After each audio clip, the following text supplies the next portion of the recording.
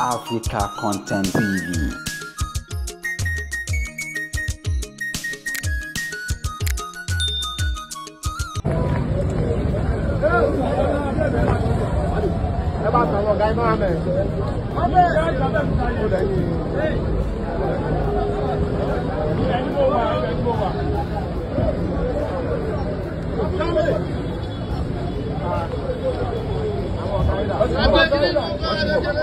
Kí ló dé fẹ́ kú ọkọ̀ sí ibà yìí? Wọ́n tó wà láti lé gómìnà ìrẹ̀lẹ̀ tí kò tó máa parí.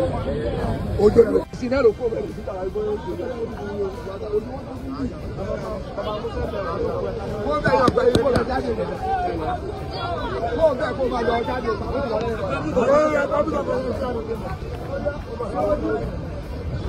Wọ́n pè alẹ́ gómìnà wà ní gbogbo alẹ́ pàtó kò sí pé wọ́n lòdù bẹ́ẹ̀.